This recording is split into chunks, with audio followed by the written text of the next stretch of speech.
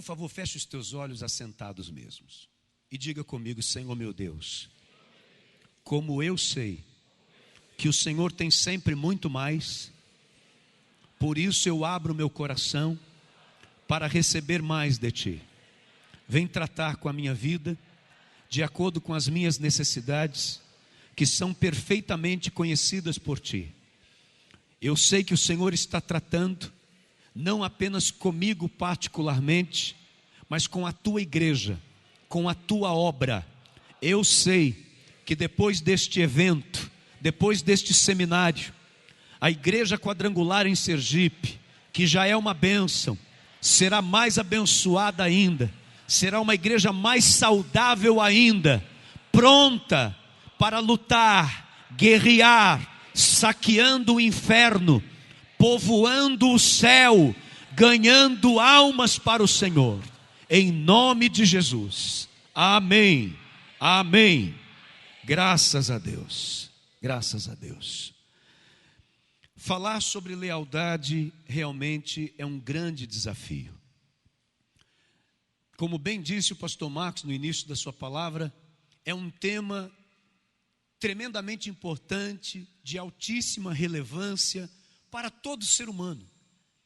No nosso caso, estamos direcionando a palavra sobre lealdade, direcionada à igreja.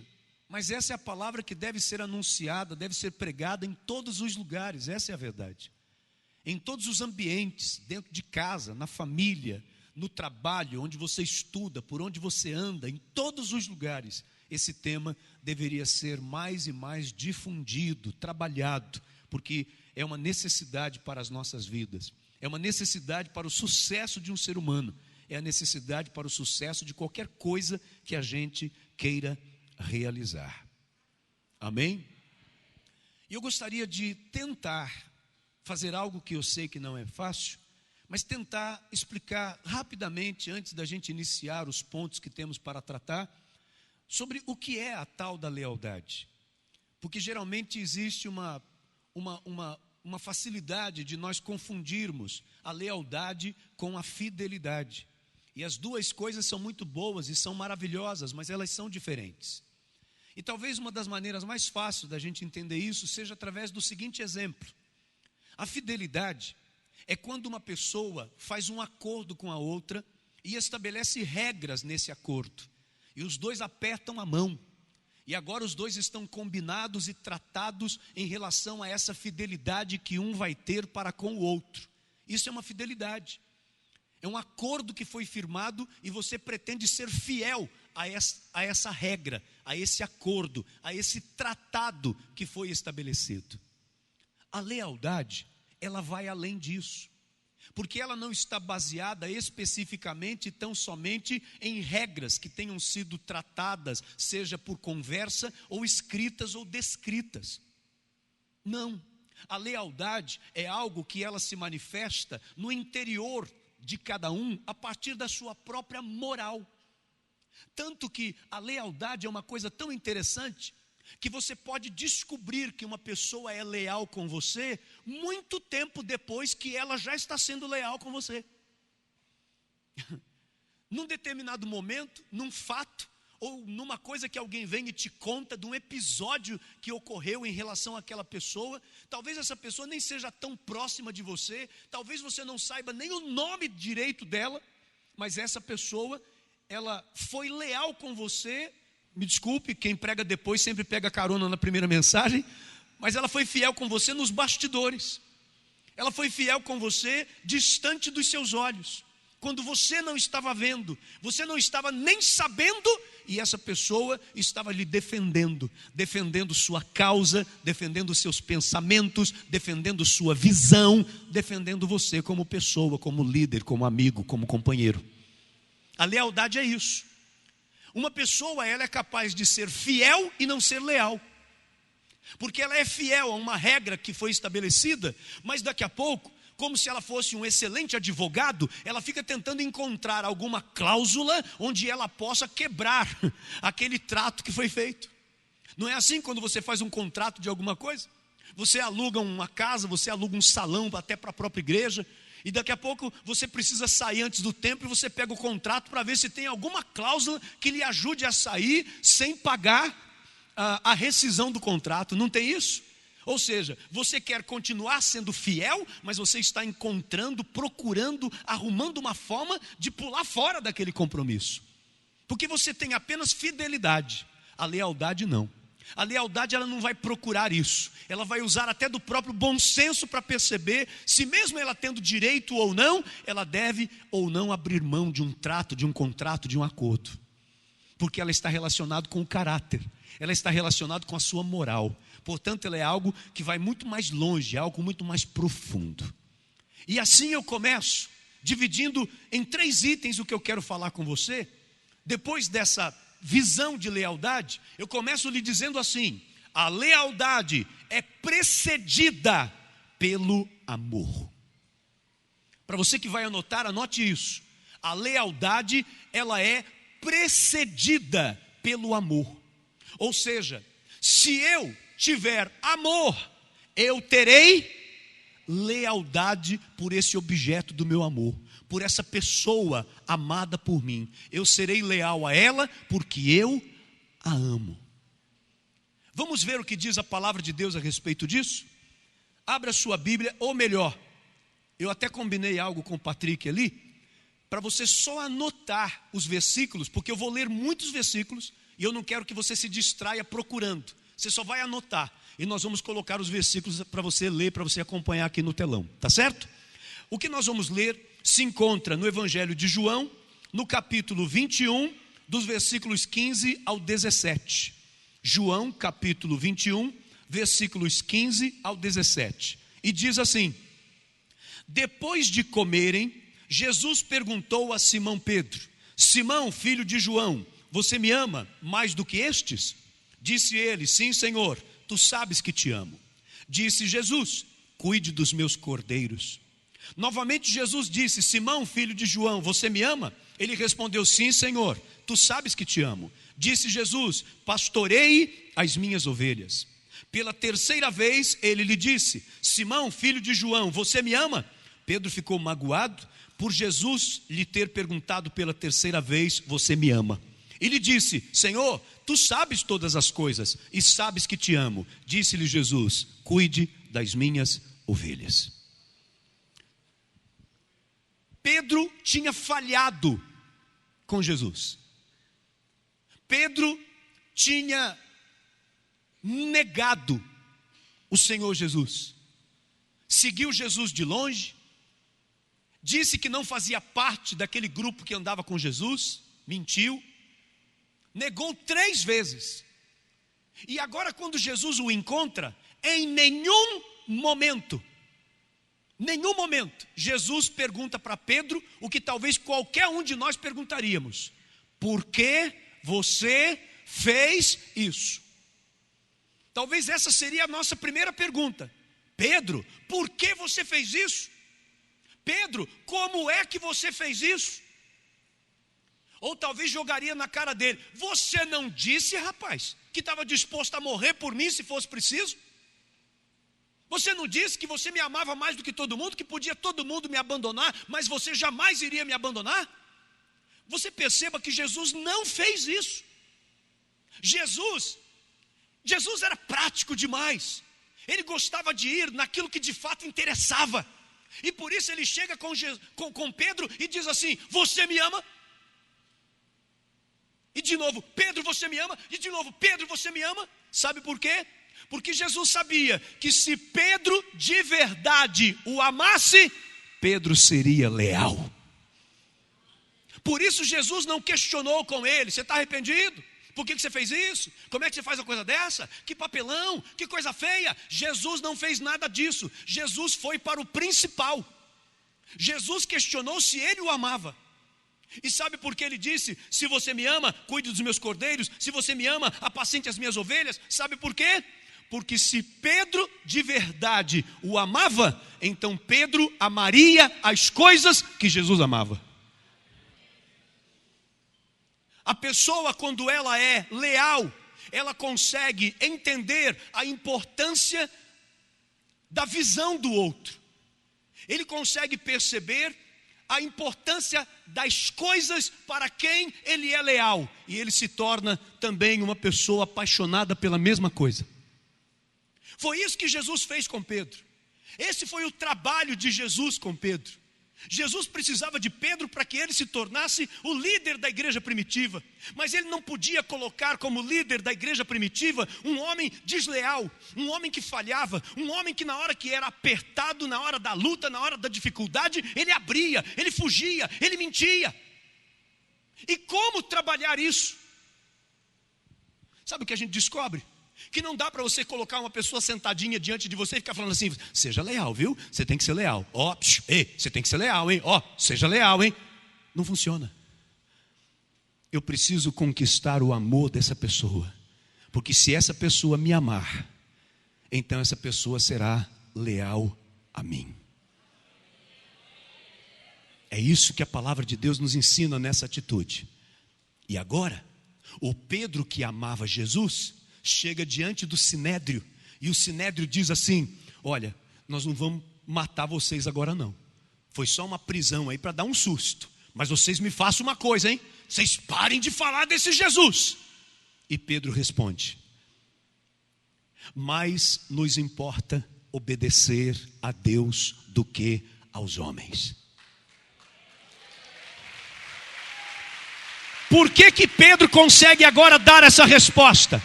Por que Pedro agora consegue ter uma atitude completamente diferente daquela? Porque agora ele estava vivendo verdadeiramente o amor pelo Senhor Jesus. E por isso agora ele estava sendo leal a Jesus e estava sendo leal à causa do Senhor Jesus. Digam graças a Deus. Se eu amo, eu sou leal. Então o que eu preciso é amar o meu líder, para que eu possa ser leal a ele. Você precisa, escute, é estranho você colocar precisa e colocar amor junto disso, né? Mas é verdade, você precisa amar o seu pastor. Você precisa amar o seu pastor. Porque essa é a única maneira da gente se relacionar bem no reino de Deus, é através do amor. É a base principal do relacionamento, é o amor. Se eu amo, eu sou leal. Se eu amo, eu consigo de verdade amar as coisas que este líder também ama. O que é importante para o meu líder passa a ser importante para mim também. Graças a Deus. Sabe, o nosso Deus, Ele trabalha dentro de princípios e Ele não abre mão disso. Deus não é como nós, os seres humanos, que a cada hora a gente está correndo atrás de uma coisa completamente diferente da anterior. Não, Deus trabalha por princípios, fundamentos. Quando esses fundamentos são respeitados, coisas são construídas em cima deles. Eles são básicos, são fundamentais, são alicerces para as outras coisas crescerem em cima delas. E Deus estabelece um princípio de autoridade. Deus estabelece um princípio de liderança. Deus estabelece uma hierarquia. A minha lealdade ao meu pastor, o meu amor ao meu pastor, está relacionado a esse princípio que foi estabelecido pelo Senhor. Por exemplo, a palavra de Deus em Mateus, capítulo 10, versículo 40. Olha o que nos ensina. Mateus 10, 40. Quem recebe vocês, recebe a mim. E quem me recebe, recebe aquele que me enviou.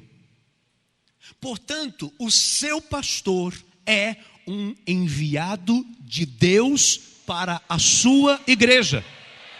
Ele é um enviado de Deus. Isso quer dizer que o seu relacionamento com essa autoridade que é o seu pastor, significa o seu relacionamento com a autoridade que está acima do seu pastor. Por isso que Jesus disse, eu vou repetir, quem recebe vocês, recebe a mim. Quem estava recebendo ali os discípulos, Jesus disse que estavam recebendo a Ele mesmo. Isso quer dizer que se eu sou um enviado de Deus para esta igreja, para este estado, para esta cidade, no momento em que você se submete à liderança que Deus confiou nas minhas mãos, é forte isso, você está submetendo a liderança e a autoridade do próprio Deus estabelecida sobre a sua vida. Por isso é que não se deve se levantar, se rebelar, trabalhar contra o seu pastor. Geralmente se fala sobre isso meio que trazendo um medinho, né? Oi, você vigia, hein? Não toca no ungido, hein? Mas às vezes a pessoa ouve isso achando que isso é como se fosse uma autodefesa do pastor.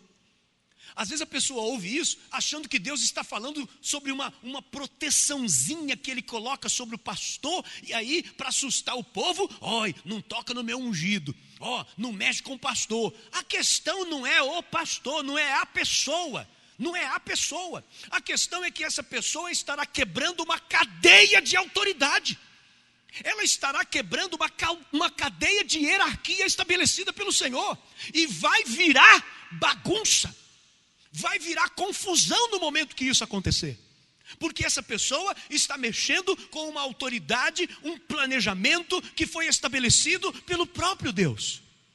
Não é uma questão de ordem pessoal, é uma questão de um princípio que foi estabelecido, e quando esse princípio é quebrado, não se pode mais estabelecer nada em cima dele, porque ele está quebrado. O fundamento deixou de existir, o alicerce deixou de existir, então não cresce nada em cima daquilo. Os irmãos estão me compreendendo? Veja como isso é importante. O Senhor trabalha por princípios. Eu vou lhe dar um exemplo. Todos os países têm um embaixador que é enviado para os outros lugares, para os outros países.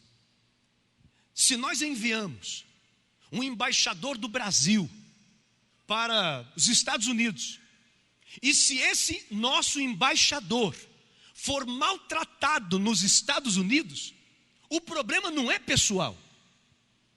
O problema não é que os Estados Unidos maltratou o fulano de tal.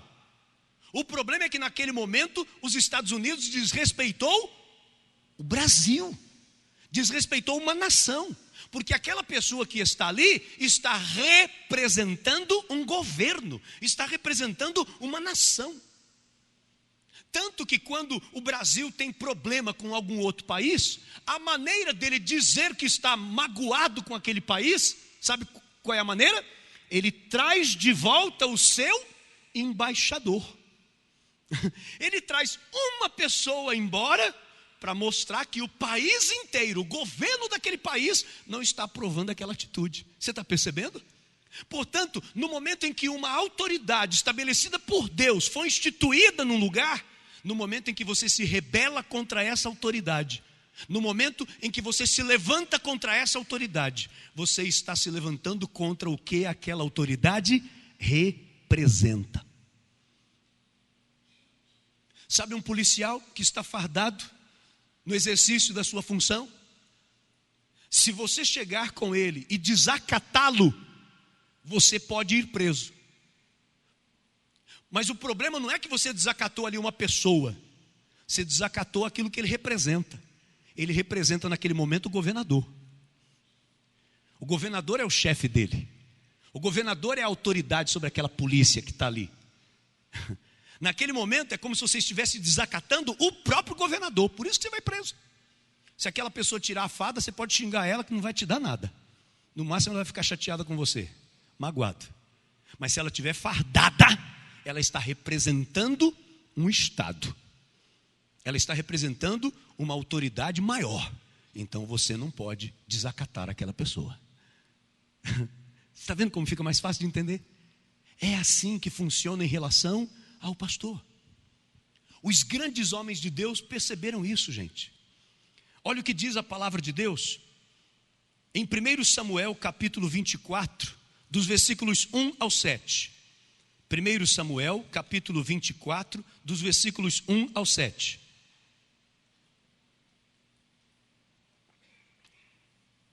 Saul voltou da luta contra os filisteus e disseram-lhe que Davi estava no deserto de En-Gedi.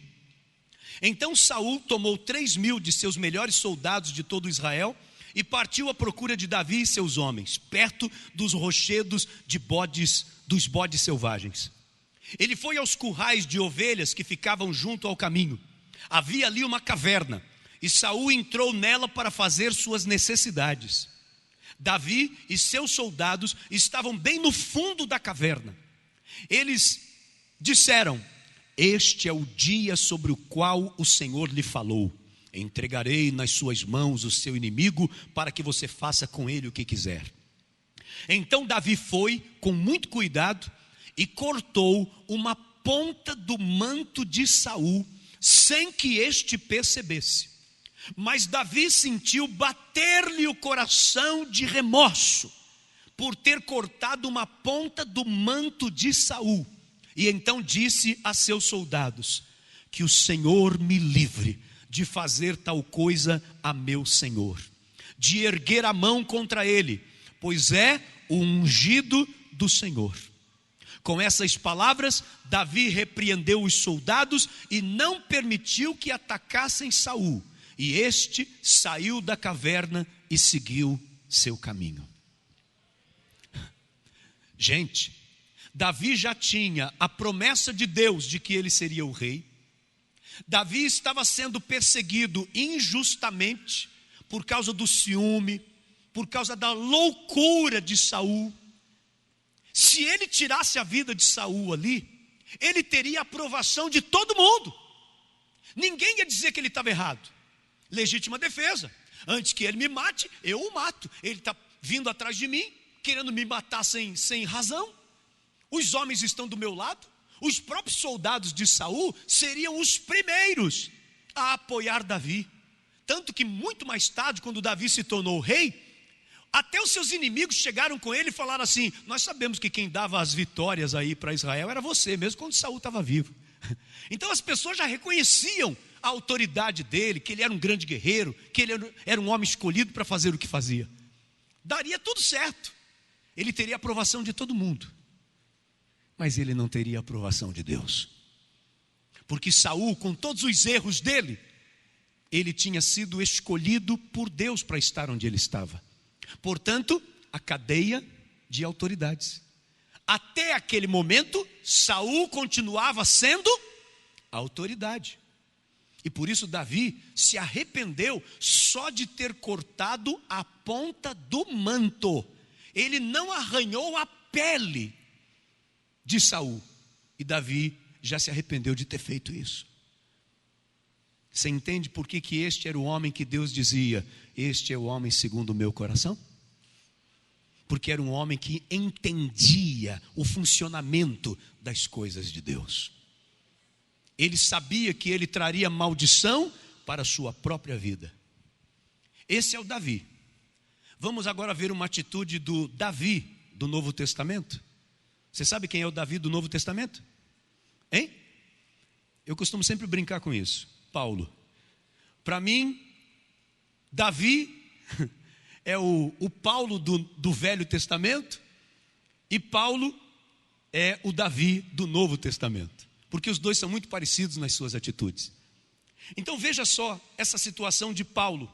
Atos dos Apóstolos, capítulo 23, versículos 1 ao 5. Atos capítulo 23, dos versículos 1 ao 5. Paulo, fixando os olhos no sinédrio, ele estava preso, disse: meus irmãos, tenho cumprido meu dever para com Deus e com toda boa consciência até o dia de hoje. Diante disso, o sumo sacerdote Ananias deu ordens aos que estavam perto de Paulo para que lhe batessem na boca. Então Paulo lhe disse: Deus te ferirá, parede branqueada. Estás aí sentado para me julgar conforme a lei, mas contra a lei me mandas ferir? Os que estavam perto de Paulo disseram: você ousa insultar o sumo sacerdote de Deus? Paulo respondeu: irmãos, eu não sabia que ele era o sumo sacerdote, pois está escrito: não fale mal de uma autoridade do seu povo.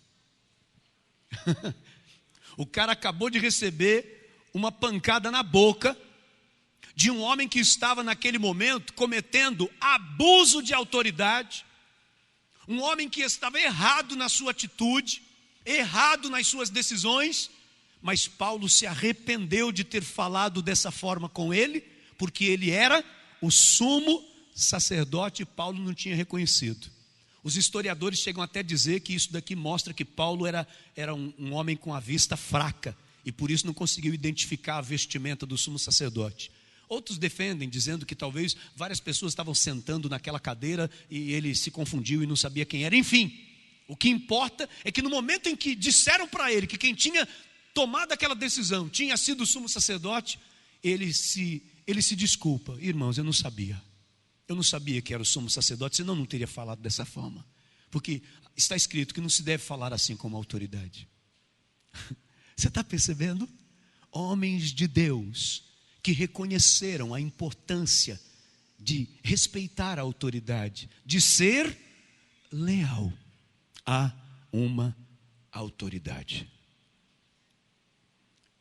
A segunda parte, eu quero falar sobre os ataques de Satanás.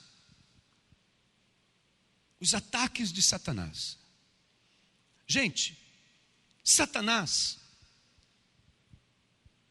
ele tem uma experiência de existência muito grande.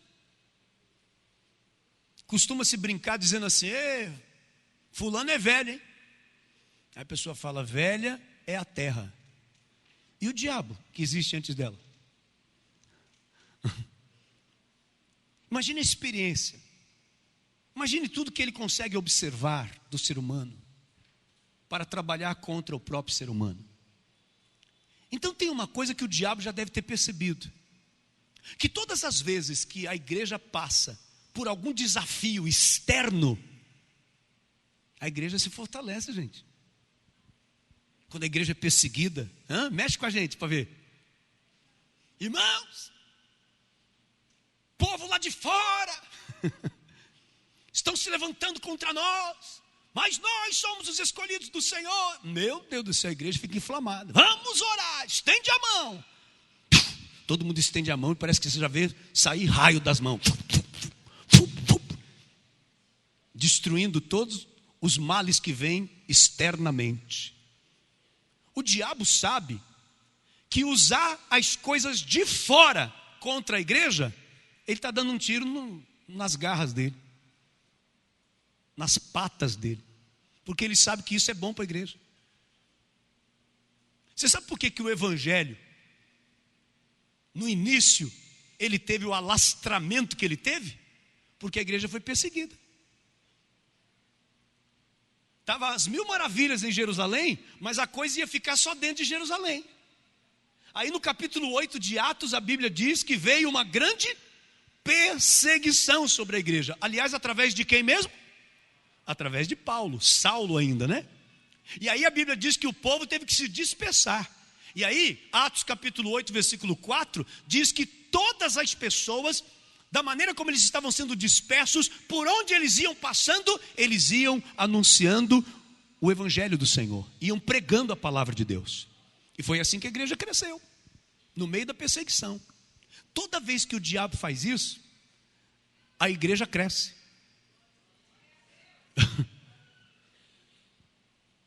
Há muitos anos, muitos de vocês não se lembram, quando no início da Universal, o Edir Macedo foi preso, foi a época que a Igreja Universal mais cresceu no Brasil. Foi quando ele estava preso. Até porque nesse momento todas as outras denominações, mesmo as que não concordavam com o trabalho da Universal, se uniram para não aceitar que ele continuasse na cadeia. Mostravam a imagem dele na cadeia assim, abraçado com a Bíblia. Ah, rapaz, a crentaiada caía de joelho para orar. Foi lindo de ver essa época. Os crentes rodearam lá o lugar onde ele estava para clamar ao Senhor. Os pastores se uniram. E aí quando entrevistaram ele falou assim: a Universal é igual ao omelete, quanto mais bate, mais cresce. Inteligente. Verdade, tem que tirar o chapéu, porque ele estava certo no que ele falou. O diabo sabe disso. Então sabe o que ele faz? o diabo usa a estratégia que foi usada numa guerra civil da Espanha. E depois foi usada essa estratégia também na Segunda Guerra Mundial. O diabo usa isso. É uma estratégia militar chamada quinta coluna. A quinta coluna significa o seguinte: esse comandante dessa guerra civil espanhola, ele chamava suas tropas de colunas. Então ele tinha 4. E aí ele, conversando lá com um dos seus comandados, ele falou assim: agora nós estamos perto da vitória. Mas por quê? Porque agora nós temos a quinta coluna que vai se unir a nós. E aí ele falou: mas que quinta coluna? Eu conheço todos aqui, estou lhe ajudando no comando. Só temos 4. Ele falou: não, tem uma quinta coluna. A quinta coluna são homens que nós temos que estão infiltrados lá dentro da cidade. São os nossos espiões, estão lá dentro. Essa é a quinta coluna. Quando a gente começar a marchar contra eles, eles se levantam lá entre eles. Essa quinta coluna, ela tinha várias tarefas. Uma delas era de espalhar boatos entre os povos, os enfraquecendo emocionalmente. E também passando as estratégias para o comandante que estava lá fora. A quinta coluna significa os inimigos que estão infiltrados. E é assim que o diabo age contra a igreja. Ele age usando a quinta coluna. Ele age, os irmãos enfraquecidos na fé e que estão sendo desleais com o seu ministério, com a sua liderança. Os fariseus, eles tentavam matar Jesus de todas as formas e não conseguiam. Por isso que a Bíblia nos diz que Jesus às vezes curava uma pessoa e depois de curar a pessoa dizia assim, não conte a ninguém. Ué, mas não é para dar testemunho? Vamos entender isso aí, como é que é? É para contar ou não é para contar? Acontece que Jesus entendia que se aquela pessoa saísse espalhando antes dele concluir o seu ministério, ele seria preso antes da hora, seria morto antes da hora e não concluiria a sua obra. Então, não era ainda o momento de revelar. Então ele falava para alguns, não conte nada a ninguém. Às vezes os fariseus vinham com armadilhas para cima dele, ele usava da sabedoria dos céus para responder de uma outra forma e não cair naquelas armadilhas de palavras para que ele não fosse preso e consequentemente morto e o seu ministério seria interrompido. Os fariseus faziam de tudo, mas não conseguiram. Sabe como eles conseguiram? Eles usaram um que estava no meio daqueles que eram de Jesus. Eles usaram Judas. Gente, quem foi que levou Jesus para a cruz? Numa linguagem espiritual nós vamos dizer, nós é que levamos, pelos nossos pecados ele foi. Não, mas pensando na história, quem foi o responsável por Jesus ter sido preso? E consequentemente morto, crucificado. Quem foi? Judas. Judas foi essa pessoa. E olha só esse detalhe aqui então. Mateus capítulo 10, versículo 24. Isso aqui vai lhe assustar. Mateus capítulo 10, versículo 24. O discípulo não está acima do seu mestre, nem o servo acima do seu senhor. Versículo 25. Basta ao discípulo ser como seu mestre e ao servo como seu senhor. Se o dono da casa foi chamado Belzebu, quanto mais os membros da sua família, porque Jesus tinha sido chamado de Belzebu. Portanto, não tenham medo deles. Não há nada escondido que não venha a ser revelado, nem oculto que não venha a se tornar conhecido. O que eu lhes digo na escuridão, falem à luz do dia. O que é sussurrado em seus ouvidos, proclamem dos telhados. Não tenham medo dos que matam o corpo, mas não podem matar a alma. Antes tenham medo daquele que pode destruir tanto a alma como o corpo no inferno. Não se vendem 2 pardais por uma moedinha, contudo nenhum deles cai no chão sem o consentimento do Pai de vocês. Sabe o que Jesus está querendo dizer? Se eu, Jesus, o filho do Altíssimo, fui chamado de chefe dos Beuzebus, fui chamado de próprio Beuzebu, fui chamado de diabo. E não são os servos maiores do que o Senhor, vocês também serão chamados. É isso que a palavra de Deus está dizendo. E agora vai complicar um pouco mais. Se Jesus teve um Judas na vida dele, nós que não somos maiores do que Jesus, nós teremos também. Nós teremos Judas na nossa vida também. Você entende onde é que vai entrando a lealdade? A deslealdade é o prato cheio para o diabo trabalhar usando a quinta coluna. Ele tenta se infiltrar dentro da igreja.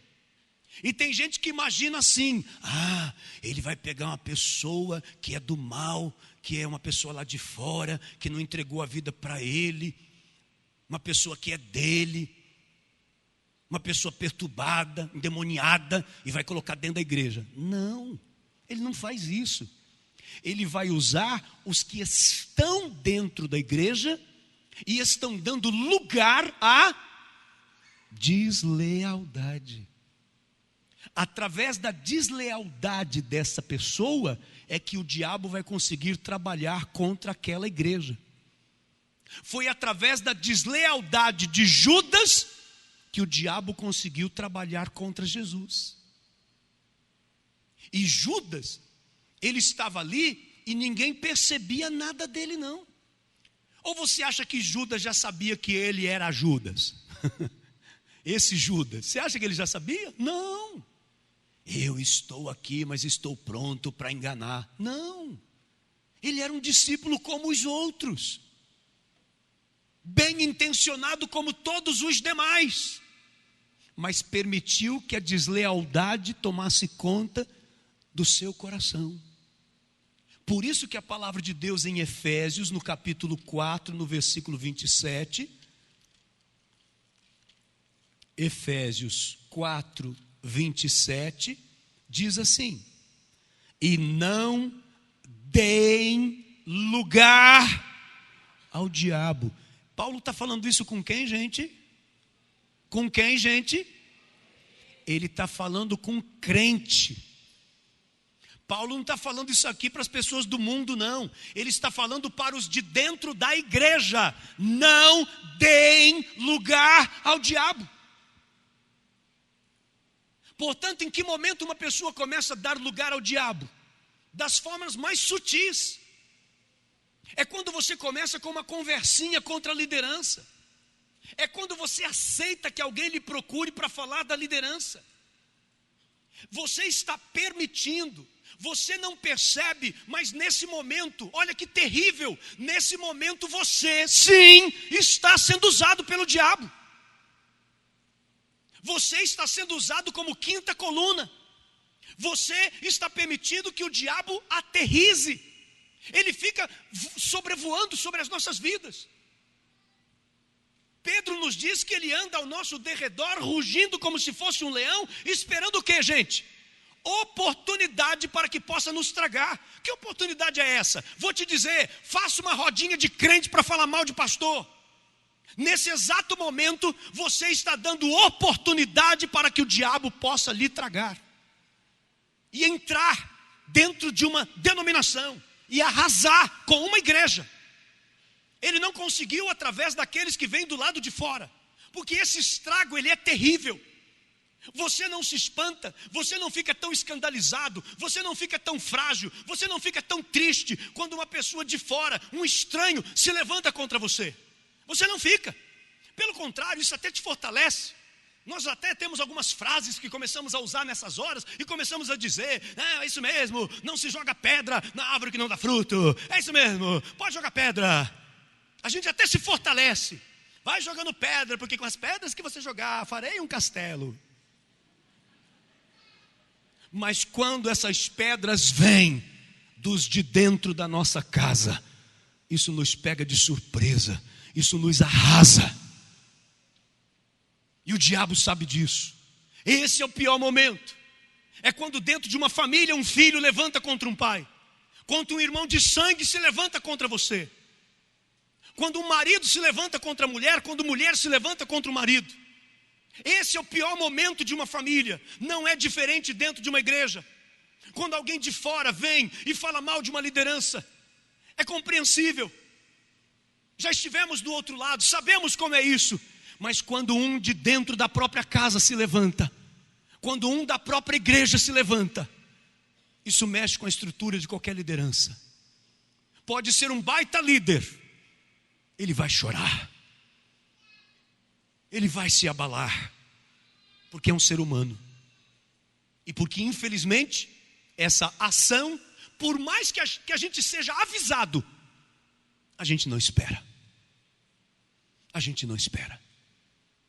E o diabo, sabendo disso, ele usa os desleais, aquele que empresta o seu ouvido para as conversas, aquele que não consegue ter a mesma visão da sua liderança. Nessa hora não basta ser fiel. O fiel, talvez numa hora dessa, alguém chega e fala assim: rapaz, isso aí que o pastor está fazendo, eu não concordo não. Você fala: rapaz, eu também vou ser sincero com você, eu também não concordo não, mas a gente está aqui, tem que fazer. Esse é o fiel. Esse é só o fiel. Mas ele acabou suscitando um problema no coração do outro também, e de quem mais estava por perto ouvindo isso. O leal, ele fala: olha, eu não quero nem parar para ouvir o que você está falando, porque se o meu pastor está dizendo que é para a gente ir por esse caminho, e como eu creio num Deus que cuida de mim e colocou esse pastor para estar como líder sobre a minha vida, eu vou fazer o que ele está falando. Porque eu não quero perder o meu compromisso com o meu Deus. Eu não quero quebrar a cadeia de autoridade. Eu não quero quebrar a hierarquia estabelecida pelo meu Deus. Eu confio no Deus que está cuidando de mim. É assim que uma igreja avança. É nesse propósito, é dessa forma. Pastor, mas isso não é colocar uma tapadeira nos olhos? Não é não, meu irmão. Isso é ter fé num Deus que está à frente da sua igreja.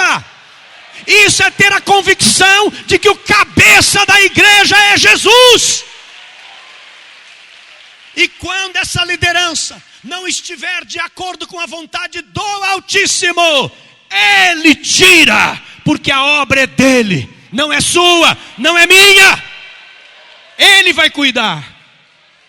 E enquanto isso não acontecer, eu vou me sujeitar, porque eu quero é bênção sobre a minha vida. No nome de Jesus. Sabe como é que essas coisas começam? Eu quero defender Judas. Vamos entender esse Judas aqui, que a gente olha para ele e já enxerga o cara que nasceu com chifre e com rabo. Não foi não. Ele era como qualquer outro dos discípulos. Você percebe nas leituras que nenhum dos discípulos desconfiava nada de Judas. Vou te mostrar isso. Ele era mais um, ele era um comum no meio de todos. Mas olha só os detalhezinhos aqui, ó. João capítulo 12, dos versos 1 ao 6. João capítulo 12, dos versos 1 ao 6. Deus está falando com você. Deus está te orientando. Glória a Deus. João 12, 1 ao 6. 6 dias antes da Páscoa, Jesus chegou a Betânia, onde vivia Lázaro, a quem ressuscitara dos mortos.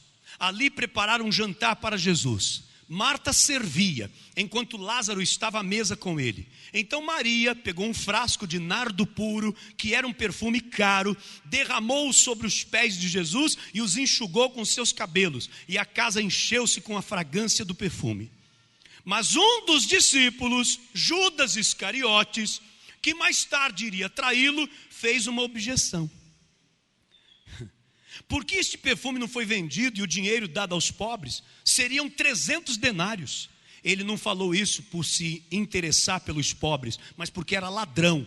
Sendo responsável pela bolsa de dinheiro, costumava tirar o que nela era colocado. Escute só. Escute só. É assim que o desleal se manifesta. Ele se manifesta com uma coisa que parece aqui muito... Gente, isso aqui não era uma coisa até para Judas ser aplaudido? Dependendo da situação? Nossa, que desperdício. Um perfume tão caro, desperdiçando esse perfume, jogando nos pés de Jesus. Isso aí podia vender e com o dinheiro a gente iria, olha que coisa linda, ajudar os pobres. Você está vendo a sutileza da deslealdade? É assim. E o seminário foi uma bênção, né? Foi uma bênção.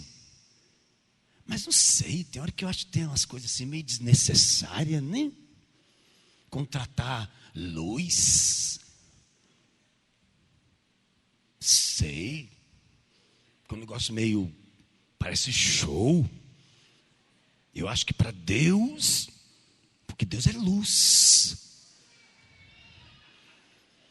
E alguém vai ouvir e vai falar, rapaz, não é que você está certo? É assim. Ei, gente, é desse jeito que funciona. Mas eu amo a minha líder. É assim, completa desse jeito.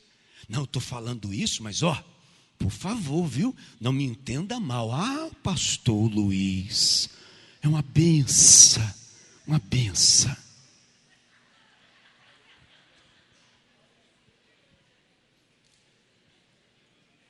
Você entende o que eu estou querendo te dizer? Irmãos, você entende o que eu estou querendo lhe dizer? Você entende como é que Judas começa a se manifestar? Você está achando que é assim? Eu sou contra isso aqui, porque eu quero vender Jesus. Ele fez isso? Não. Começa assim. E olha, ele era tão comum entre todos, João capítulo 13, versículos 21 ao 30. Tá bom? Você está entendendo? Deus está falando? Capítulo 13, dos versículos 21 ao 30. Depois de dizer isso, Jesus perturbou-se em espírito e declarou: digo-lhes que certamente um de vocês me trairá. Seus discípulos olharam uns para os outros, inclusive Judas, sem saber a quem ele se referia. Sem saber. Judas não tinha dado pista. Os desleais, eles demoram para dar pista. Eles vão se infiltrar no nosso meio com essas conversinhas moles. Eles vão dando lugar. Escute isso. Dos versos 21 ao 30. O 22 diz: seus discípulos olharam uns para os outros sem saber a quem ele se referia. Um deles, o discípulo a quem Jesus amava, estava, quem era esse? João. Estava reclinado ao lado dele. Simão Pedro fez sinais para esse discípulo, como a dizer: pergunte-lhe a quem ele está se referindo. Pedro era uma onda, né? Conversa aí, conversa aí. Inclinando-se esse discípulo para Jesus, perguntou-lhe: Senhor, quem é? Respondeu Jesus: aquele a quem eu der este pedaço de pão molhado no prato. Então, molhando o pedaço de pão, deu-o a Judas Iscariotes. Escute isso, filho de Simão. Tão logo Judas comeu o pão, Satanás entrou nele. O que você está para fazer, faça depressa, disse-lhe Jesus. Mas ninguém à mesa entendeu porque Jesus lhe disse isso. Visto que Judas era o encarregado do dinheiro, alguns pensaram que Jesus estava lhe dizendo que comprasse o necessário para a festa, ou que desse algo aos pobres. Assim que comeu o pão, Judas saiu e era noite. Você está percebendo? Com toda essa bandeira, as pessoas não conseguiram perceber o que Judas estava para fazer. Gente, por favor, abra os teus olhos. Os Judas não se declaram, não vem com plaquinha não. Mas é fácil de perceber. Discordam de tudo. Murmuram de tudo. Não atendem nenhum chamado. E quando alguém for chamar a atenção, ele fala: rapaz, tem mais o que fazer? Está pensando que eu sou que nem o pastor, que não tenho o que fazer na vida? Tem que trabalhar. Se eu não trabalhar, é o pastor que vai trazer comida aqui para dentro de casa. As conversas são essas. Você pensa que não? E nessas conversas, essas pessoas estão sendo desleais elas estão se levantando contra a autoridade. Alguém que ouve isso fala: rapaz, esse camarada está certo, é tanta da reunião. Precisa disso tudo não, rapaz. Tem que cuidar de casa também. E começa. Talvez o que esteja falando nem esteja errado. Nem esteja errado. Só não é o lugar para falar, só não é a pessoa com quem conversar. Pode discordar? Pode pensar diferente? Pode. É inteligente, Deus lhe deu inteligência e sabedoria. Então chega. Ô meu pastor amado, ô meu pastor, eu vejo o seu desejo de ver a obra de Deus acontecendo, meu pastor. Mas sabe, de repente, as reuniões que você tem feito e está terminando 10:30 da noite, está meio difícil para a gente voltar para casa. Ô meu pastor, por favor me entenda. Mas será que dá para o pastor considerar isso, reconsiderar? Você entendeu qual é o caminho? E com o irmão? Não, com o irmão você não falou nada. O irmão não vai resolver nada. Quem pode resolver e mudar é o pastor. Então vai falar com o pastor. E não com o irmão. Porque esse irmão pode não ter a mesma fortaleza espiritual que você tem. E isso daí começa a minar a cabeça dele. O que esse irmão falou é verdade mesmo. É isso aí, quer saber? Já não vou mais voltar aqui. E você vai ser responsável por essa alma. Porque você acabou sendo um Judas na vida do outro.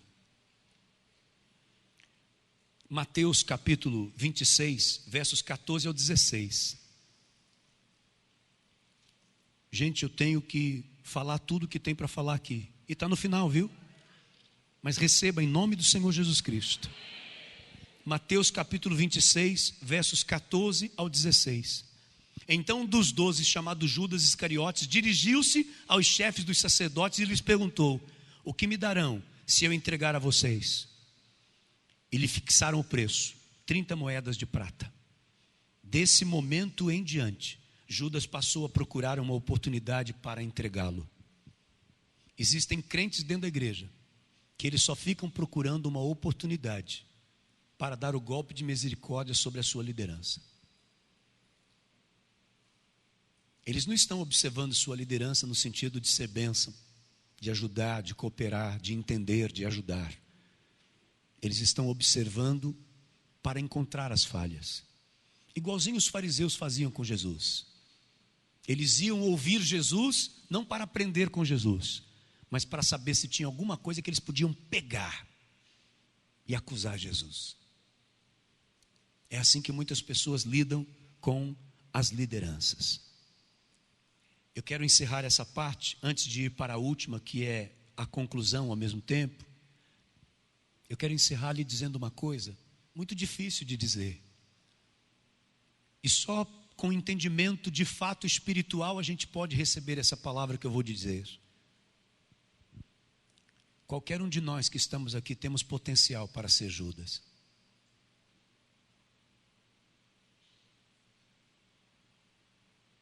Difícil ouvir isso. É difícil falar isso. Mas qualquer um de nós que estamos aqui temos potencial para ser um Judas. Basta que a gente sutilmente faça essas coisinhas aparentemente simples que Judas fez. E é assim que o diabo vai conseguindo trabalhar no coração de um. Eu vou te falar uma coisa aqui completamente, totalmente conjectura. Não é teologia, não está na Bíblia. Estou usando apenas a minha mente para pensar, porque Deus me permite fazer isso. Eu só não posso afirmar, como se fosse em nome de Deus. Mas posso fazer como Paulo dizia: isso digo eu, não o Senhor. Então vou fazer como Paulo: isso digo eu. Não teria sido Pedro influenciado por Judas para negar Jesus 3 vezes? Isso digo eu. Não teria sido Tomé influenciado por Judas para criar dúvida no seu coração em relação ao poder de Jesus ressuscitar? Eu não posso afirmar que sim, mas tem alguém que pode me afirmar que não? Tinha uma banda podre ali dentro. por que eu não posso imaginar que ela tenha estragado outras partes também? O que eu estou te dizendo hoje, eu tenho certeza que você nunca ouviu na sua vida. Porque eu também nunca falei. É a primeira vez. E não quero levianamente lhe dizer que Deus está me revelando, não. Não. Mas quero lhe dizer que eu estou pensando nessa possibilidade. Porque quando você pensa de maneira prática, quando você pensa de maneira sem espiritualizar tudo, você consegue enxergar o que uma pessoa estragada faz com gente boa dentro da igreja. Isso era tão previsto por Jesus que ele precisou nos alertar: não tire o joio, porque quando você tirar o joio, você vai acabar tirando trigo junto. O que ele quis dizer? Porque tem uns trigos, ou seja, tem gente boa que se junta, que gruda com essas encrencas, com esses Judas que tem dentro de todas as igrejas. Como é que a gente vence isso, gente? Do jeito mais crente possível. Orando. Se consagrando ao Senhor. Se unindo em oração.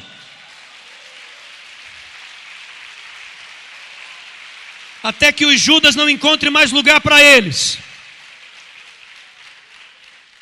Eu preciso de 6 pessoas em cima do altar para encerrar com essas 6 pessoas aqui em cima.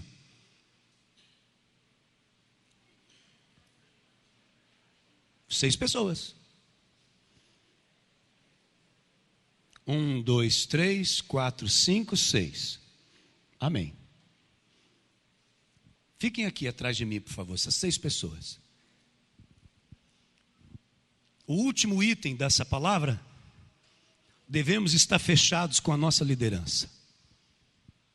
Por favor, olha o que diz a palavra de Deus em 1 Coríntios capítulo 4, versículo 2. 1 Coríntios capítulo 4, versículo 2. Esse é para a gente ler juntos aqui, ó. O que se requer destes encarregados é que sejam fiéis. É isso que se requer. É isso que se espera de cada um de nós que aqui estamos. Que sejamos fiéis. É isso que o Senhor espera. Sabe, irmãos, esses 6 irmãos estão aqui representando a igreja. Esses irmãos representando a igreja, através deles nós conseguimos demonstrar que Satanás, ele pode agir no meio dessa igreja. Pode passar entre eles com a maior facilidade, sem nenhum problema. O diabo faz e acontece. Esbarra em um, esbarra no outro, ele faz o que ele quer. Ele começa a encontrar um pouco mais de dificuldade quando os membros desta igreja, não, só aqui, começam a fazer isso aqui, ó. Então aqui, ele já começa a enfrentar alguma resistência para passar nesse meio aqui. Já fica mais difícil. Não está impossível ainda não, viu? Ele pode de uma hora para outra avançar. Pode passar por cima, pode passar por baixo. Ainda consegue. Aqui então continua tudo aberto e tudo fácil. Tem uma parte da igreja que ele não consegue contaminar. Mas a outra ele consegue ainda circular. Aí, as coisas vão ficando um pouco mais difíceis quando tem uma outra parte da igreja, que agora aqui já representa 50% dela, já começa a se juntar. E aqui não tem lugar para o diabo. Não se permite conversinha. É uma igreja que agora está envolvida e comprometida com as coisas do reino.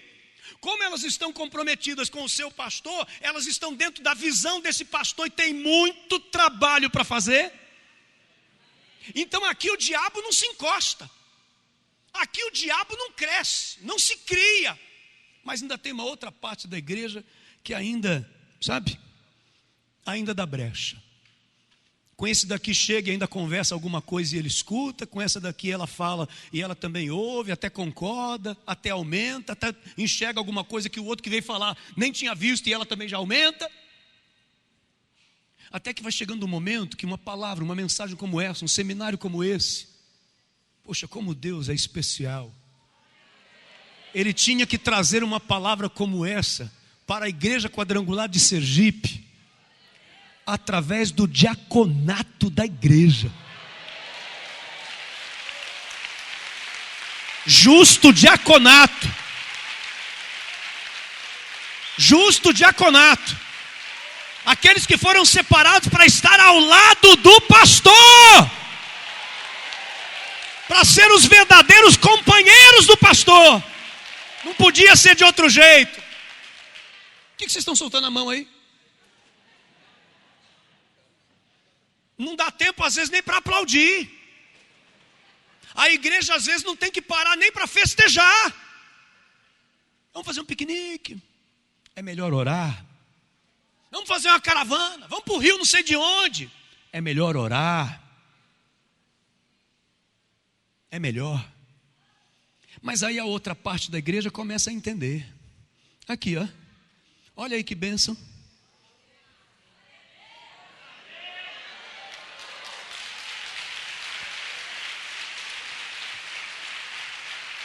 Só que tem uma coisa.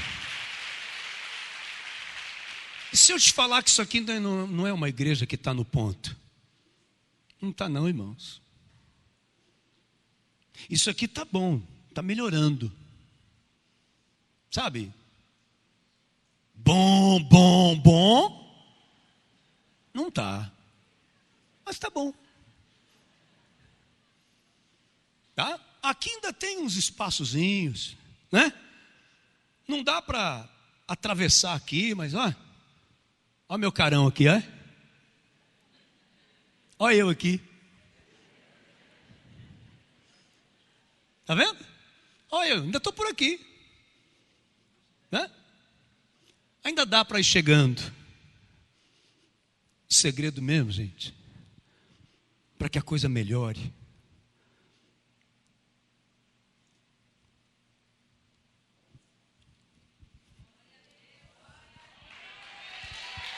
aqui, ó, aqui. É assim que a igreja tem que estar. Isso aqui é lealdade. Aqui não tem espaço para mais nada. Ninguém vem colocar a cara, não. De mão dada, as pernas ainda estão meio fracas. Quando você junta o braço, a perna está firmada. Se são dois, não são dois, são 4 pernas agora se firmando. Não são 5 dedos, é um braço atravessando o outro. É assim que uma igreja leal marcha e avança, não dando lugar para Satanás, não dando lugar para chegar os Judas. E quando chegar alguém, a conversa tem que ser mais ou menos essa, viu? Solta um pouquinho, Ivan. Só o Ivan. Aí o Ivan está chegando e eu estou aqui. O Ivan está chegando, ele quer fazer parte agora dessa comunidade, né? Entregou a vida para Jesus ou até veio de outro ministério. Aí o Ivan está chegando. Ó, Ivan, deixa eu te falar um negócio, viu? Você está chegando agora. Pense como você é bem-vindo. Pense na alegria do nosso coração em ter você aqui. Agora tem um detalhe, viu? Nessa igreja aqui não tem espaço para conversa mole, para conversa fiada. E saiba de uma coisa, aqui nós amamos o nosso pastor e estamos junto com ele. Estamos numa visão correta diante do Senhor, viu? Vem, faça parte. É aqui, ó. Estamos juntos. É assim que a gente vence. Sem dar espaço para mais nada. Não tem lugar para o Judas. Ele vai ter que sair. O Judas não vai se criar, ele não gosta desse ambiente aqui. Esse ambiente não é fértil para ele. O Judas gosta de alguém que dê ouvidos às suas conversas.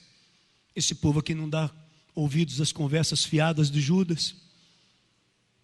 Mas você não acha que era melhor, ao invés de gastar esse dinheiro com isso aí, a gente vender e ajudar os pobres? Ô Judas, vai te catar. Quem dá a visão para nós aqui é o nosso pastor. Ele é o anjo da igreja. Se tiver que ter alguma mudança, é no coração dele que Deus vai tratar. E nós estamos fechados com ele aqui, ó. É isso aqui que é lealdade. É isso que é lealdade. Não tem tempo para conversa.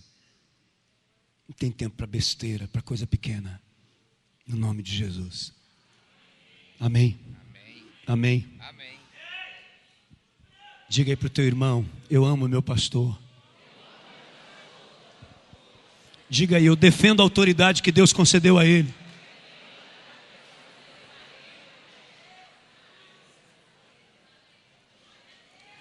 Deus abençoe, gente.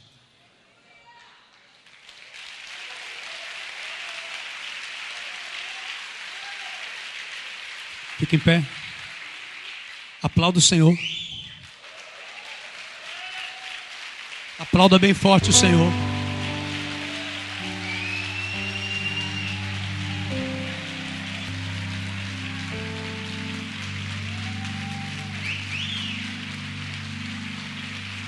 Você pode aplaudir mais forte?